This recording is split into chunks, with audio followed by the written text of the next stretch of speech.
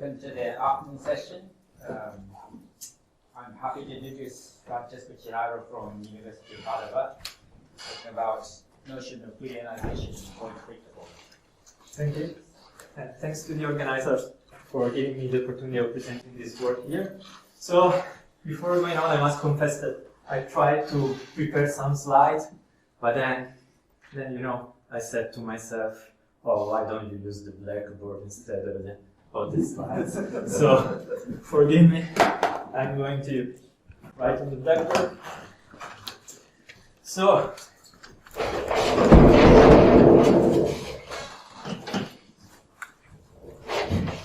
let H be a complete Heyting algebra. It is well known that you can be the Boolean algebra, actually complete Boolean algebra out of it. And that you have a canonical way to do that. You take all double negation stable elements. This is something which was mentioned also by Andre in his talk. So if you take, of course, in Heyting algebra you have implication, you have also you also have a pseudo complement. Take this stable element. What you get is a Boolean algebra, actually complete Boolean algebra. And if you think of the operations there, O negation is going to be the usual one, conjunction is the usual one, implication is the usual one.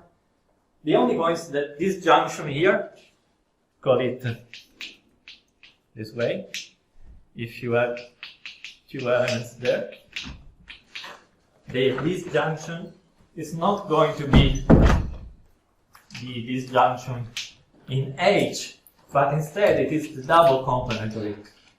Okay? So this junction is different, which means this algebra is not a sublattice of your original H. What you have instead is that this is going to be a quotient of your original frame, of your original Heyting algebra. So if you consider this map now, this is going to be a surjective map.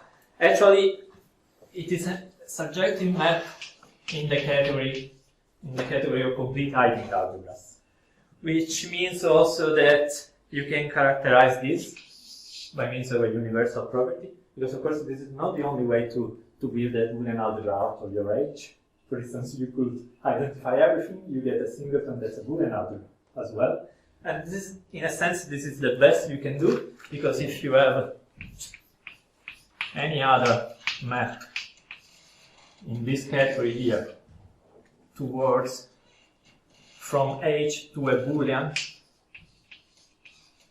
algebra, and here you consider this canonical onto map, you always have a unique extension in that category there. Okay? So what's going on here? So why is this so important? Well, think for instance, well, if you have any question, please ask me. Don't worry. Okay. So what happens?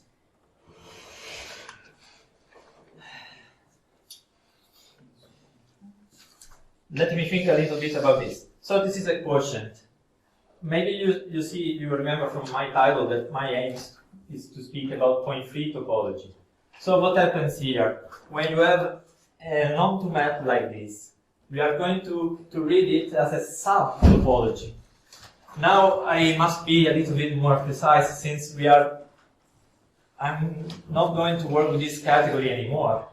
So from now on, my category will be the category of frames, which means, if you are not familiar with that, means that our objects are complete Heyting algebras, but the arrows are something different. They are not going to be arrows in the sense of that category, so they are not going to present the old structure, but just finite means and arbitrary joins. And maybe you can see that the motivation is topological, of course, but I'll come back to that point later. So if you look at things in this category, so you have an onto map like that. And so why we want to think of it? Yes. Why we want to think of it as a sub-object? So look at what happens from a topological point of view. So imagine you have a topological space. Let's call it omega x. This is the topology. Imagine you have a subset. Of course, you can define a topology on this subset. And what is the topology? Is the set of all.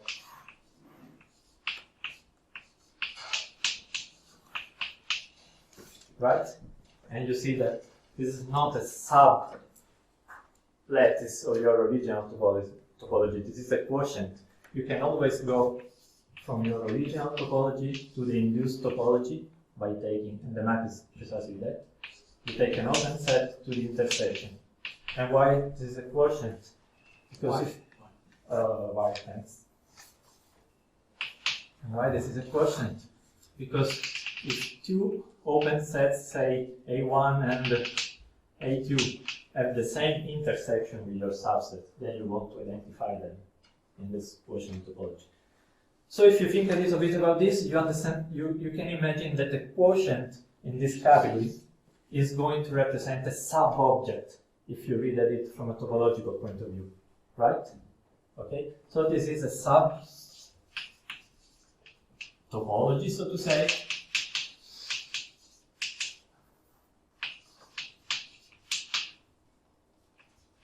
Of your H, okay? If you think of it from a topological point of view. But what kind of topology is it? What kind of sub-object it represents? Well, I'm not going to the precise definition, but you can extend some terminology from topological space to frames. And for instance, you can have a definition of what it means for a sub-topology in that sense. The standard word is sublocale. So you could say what it means for a sublocale to be dense.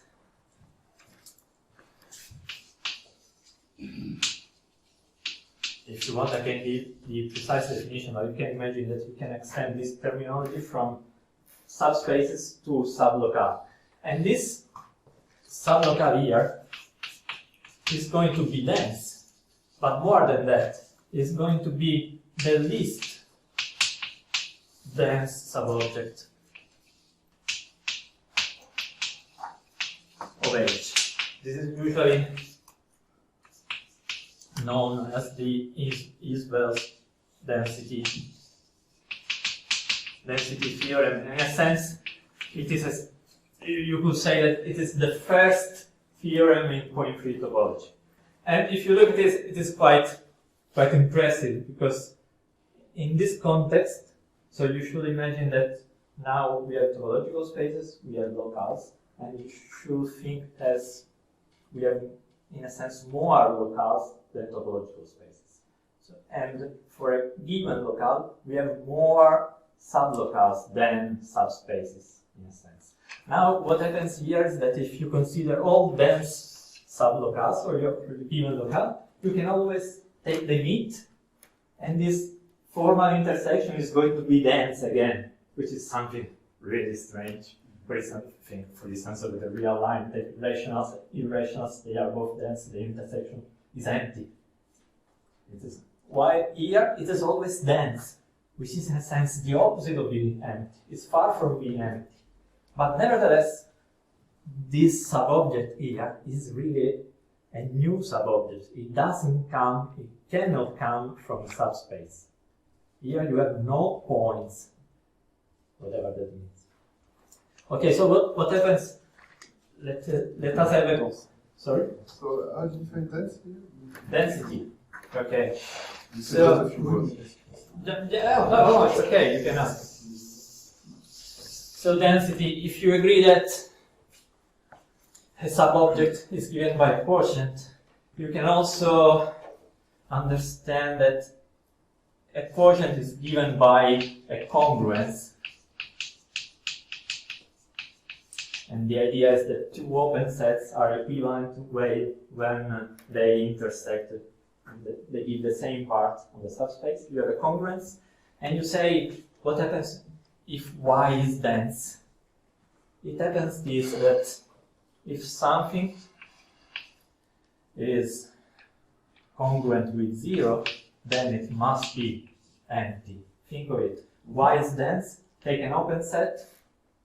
Imagine that the open set intersect Y on the same as X, at 0, so it must be 0. Okay. So you can work like this, but I'm puzzled by the fact that it has no points. oh, usually. Okay. No, for instance, on the real line, if you do the same, of course, if you start from a discrete space, Yes. what you get is the space itself. So yeah, of course. No, I mean usually is for all. Oh, not for. Okay. Take for instance the example of the real line. What's going on there? When you take an open set, now A is an open set of the real line. When you do that construction, you are going to consider those which are not stable. But what does that mean in the frame of open set? This pseudo complement in the Heyting other open set, of course, is not the set theoretic complement. This is just the interior of the set theoretic complement. And here you have another, again, the interior of the set theoretic complement. So, what's that? This is the closure. Oh, let me write closure because I'm going to use the symbol CL for a more demanding thing. The closure of A. So you are considering those open sets which are equal to the interior of the closure, which means, for instance, this is okay, or also this is okay, but this one is not.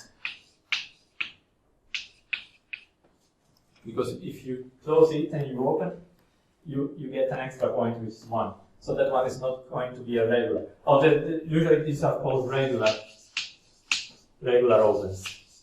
And you know that the frame or the lattice of regular opens is a complete Boolean algebra. For instance, if you are familiar with, for instance, or just, yeah, if you have seen something about, of course, you have about Boolean valued models for set theory. This is a construction which is used somewhere. You start from the reals. You need some kind of complex or really complicated complete Boolean algebra. You construct it in that way. You consider the regular open set. So that's just to say that the Boolean algebra you get is usually it is really far from being the trivial one. Usually it is a quite complicated complete Boolean algebra. Usually without atoms, which is the same that it has no points in this topological sense. So that's usually it is an interesting Boolean algebra. So okay, before that, okay, that's so to say that's the introduction. So now I want to say something about this notion of closure. This is not the notion of closure we use in constructive mathematics. When we say in constructive mathematics that something is in the closure of a set, we mean that every open neighborhood of that point overlaps the set. We really doesn't want this kind of negative definition. So what happens if we replace this by, so to say, the true, the correct notion of closure? So what happens?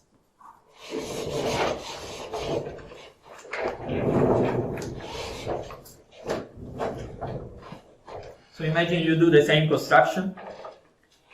You have a topology, and you take all the opens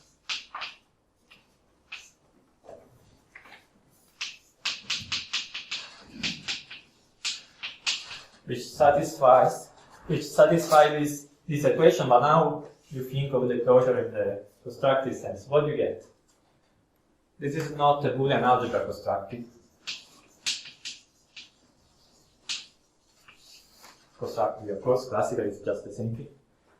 And maybe you could be interested in knowing what kind of structure is this. So of course this is a complete Boolean algebra, but it is more than that. It is overt in a sense which I will recover soon, right? And it is also more than that. It is an instance of what Giovanni calls an overlap algebra. You wrote CDA. Oh, thanks. Sorry, I'm not sleeping. Good. No, we just interpret that as a Freudian slip. Freud, oh yeah! Okay. Okay, so maybe. And we yeah, I want to be classical, but okay, so what is awareness? Again, this was mentioned by Andrei in his talk. Just to be quick, overt means you have a positive way to express that something is different from zero, which is an idea we use every day in constructive mathematics. I don't want to say, so you have a primitive way to say it is not the empty. But instead of writing like that, I usually we write in this way. A is positive. Which means you have a primitive way to say that A is not the empty. Okay? Of course, you need some axioms on the predicate. I'm not going to give all the details, but just to underline that this is a kind of property of the space, not just not an additional structure, because from a categorical point of view, you can look at, you can see it as a kind of, as a left adjoint to something. So it is a left adjoint categorically. So either you have or you don't have it. It's not extra structure, just a property. And so, what is an overlap algebra? Essentially, it is something which satisfies this additional axiom. Satisfies this. I'm writing it in the case of a space. Then I will generalize it. So in the case of a topological space,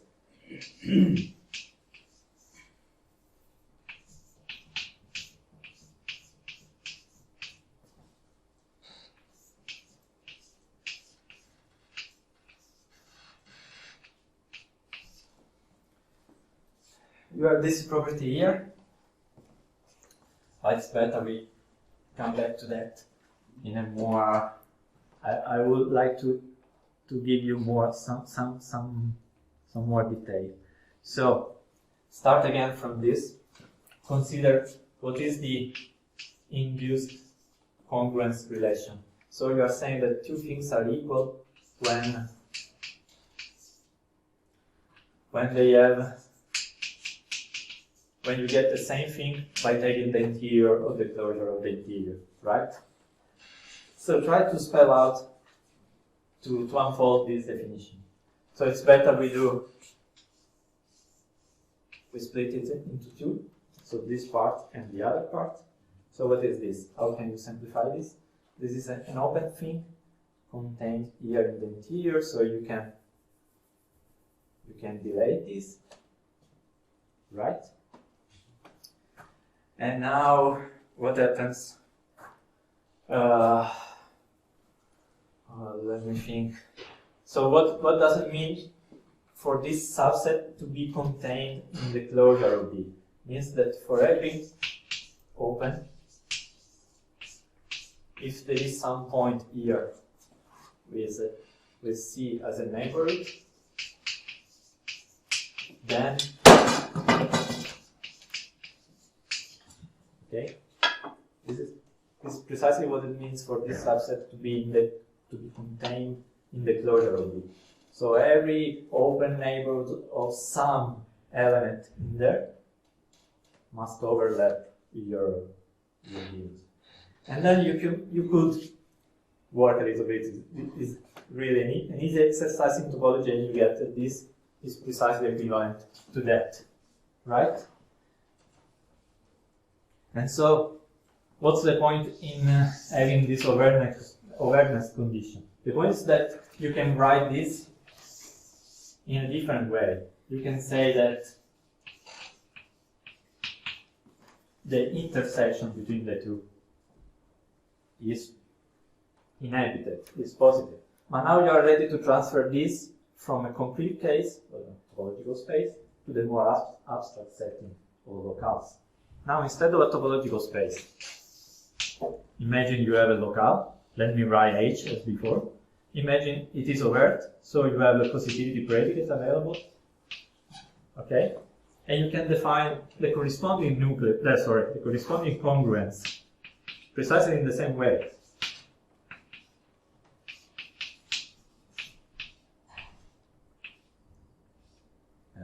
What is it? X, maybe I used A and B before. A and B. Now I'm using small letters just to say that we are in this abstract setting. These are not going to be subset anymore. Just element of your locale.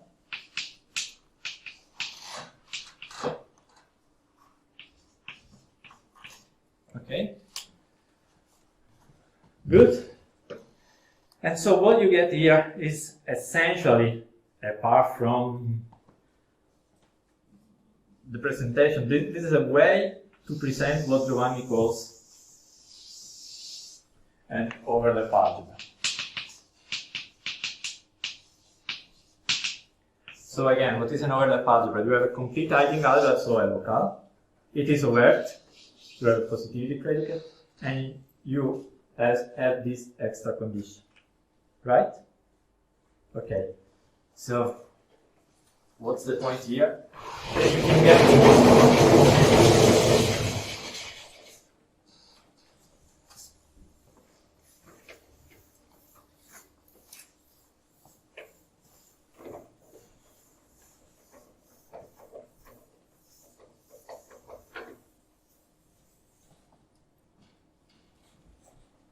so let me write the definition properly.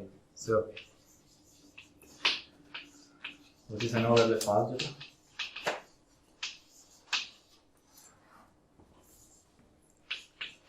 It's a frame which is overt and such that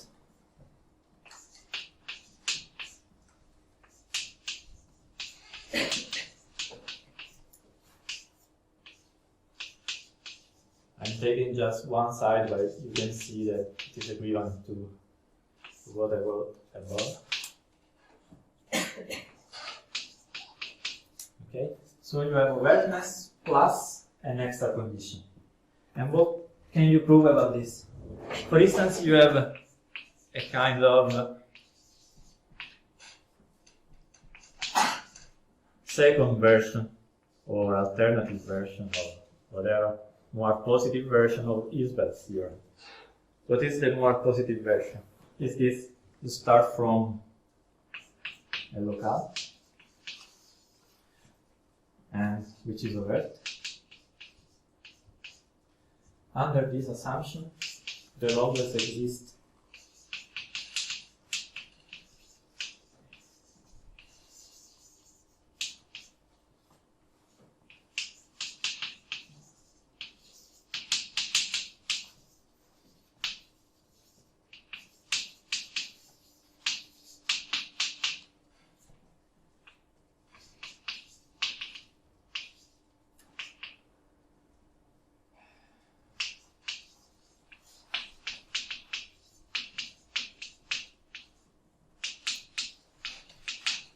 Okay, so what is the proof?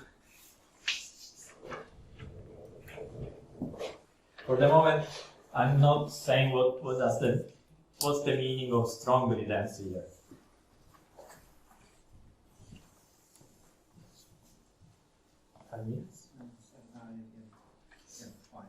Oh, maybe that's 7 minutes. Okay.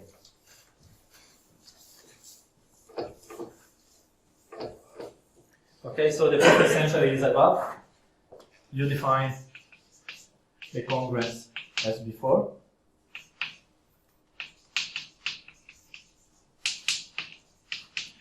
And because of this definition, you can prove that the corresponding quotient is an overlap algebra. And here you will get something which is more than the usual density.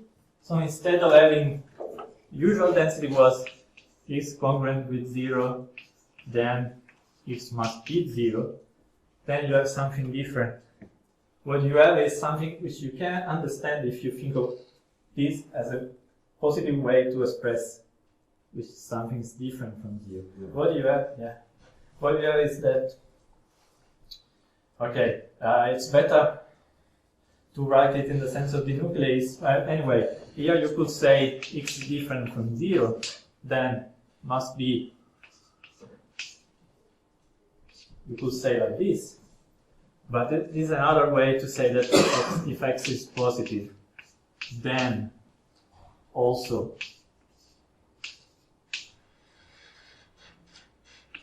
it is positive. I mean, I cannot write it properly, but it is properly here.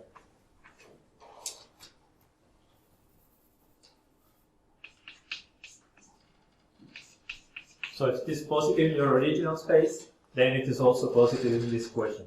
So what you get is a kind of constructive version. Isbell theorem is constructive. You get a positive version of Isbell theorem. So every overt locale contains a smallest strongly dense sublocale, which is an overlap algebra, and vice versa, every overlap algebra can be represented in this way. So now, just to finish, what are the advantages of this approach?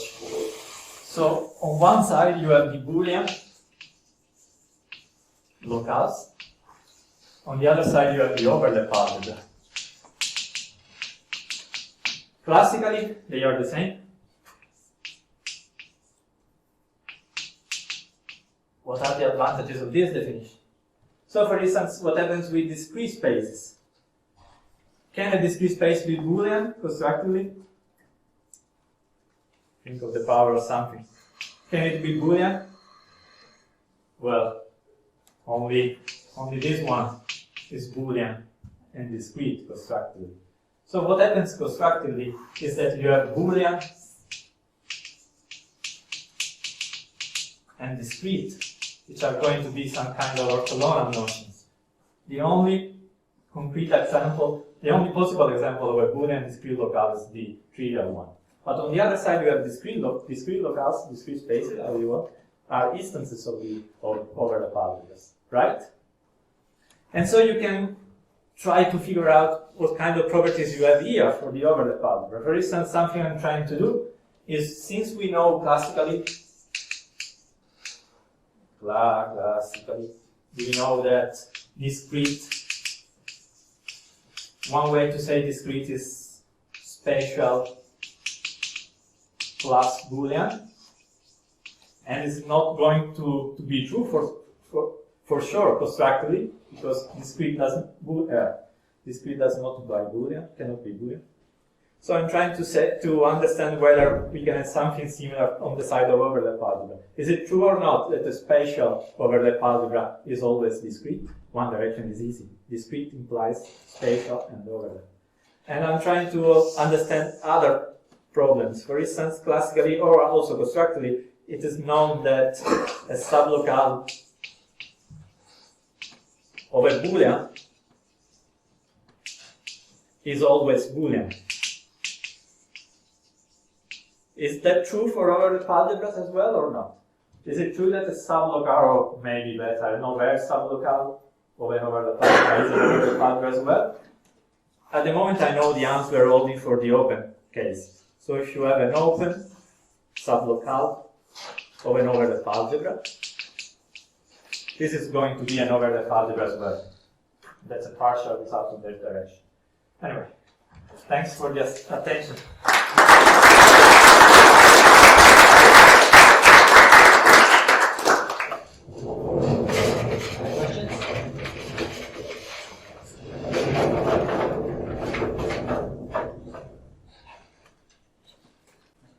Just to check, so pos is just a monotone function, or What? pos? What are the? No, you have something more. Of course, you have monotonicity. Yes. You need splitness of joints. Okay. And you also need that everything is covered by the things which are below it, but and positive. So everything can be expressed as a joint of positive elements. That's something strong. Sure. Because, I mean, if I understand you, I mean, it's very formal what I'm going to say, but you build a monad, yes? Yeah, yes. I mean, the construction is just saying that to be... Because that's it, you have I one mean, junction. yeah. And so, probably you have some kind of freedom in the definition of the bus. No, oh, because it is an adjoint, so it's, if it exists, it is unique. And you can prove it by applying this axiom. This axiom here, of course, is crucial. No, I don't mean on the bus itself, on the axiomatic. I don't mean about, of course, if you have one. I mean, this I understand, but on the axiomatics, why do you choose? I mean, I understand the motivation. I mean, I understand, but is it something more that you could generalize, or is there no reason to generalize? What you can do, but I don't know whether I'm answering your question or not. If you delete this, what you get is just a map in the category of sublattices, and you know that this corresponds to the weakly closed sublocale. Yeah. Yes. And so then can you recover this axiom as a property of? Yeah, in a sense, here you are constructing the greatest possible weakly closed sublocale. So you have a locale. If you want it to be overt, the best thing you can do is choose the greatest possible. Okay, so maybe a way to think about it, you have an adjunction, can you factor? I mean, maybe that was another. That could be a way to say that you move into, a sense with plus, okay, like overt, but with more and more properties, and so yes, kind of define and then okay, you can do it like that. Okay. Could you do sigma algebras using overlap algebras? Yeah, that's an interesting thing. I don't know whether you noticed that I didn't talk about nuclei, but about congruences. If you want to go from the frame case, so you have all joints, or all set-index joints to be precise, to the sigma case, so you have only countable joints, you can speak about congruences, but you cannot speak about nuclei anymore. So you can have a notion of overt sigma locale, but I know nothing about that at the moment. But you can. But you would also splat it with overlap. Yeah, of course. And then it should start to look like a sigma algebra. It looks like, but it is not going to be Boolean, and even classically. You can, I have a definition of overt sigma locale. Yep. You can imagine it. And classically, it is void. I mean, it's just a sigma locale. If you do this construction, you get something which is, if you know the paper by Malden, K-frames, or he has a construction precisely like that, but classical. So instead of poles, you have just different from the bottom. And you get something which he calls reduced sigma locale. And classically, they need not be Boolean, but anyway, they are interesting. You can do that. Okay, we have to move on, so it's time to speak again.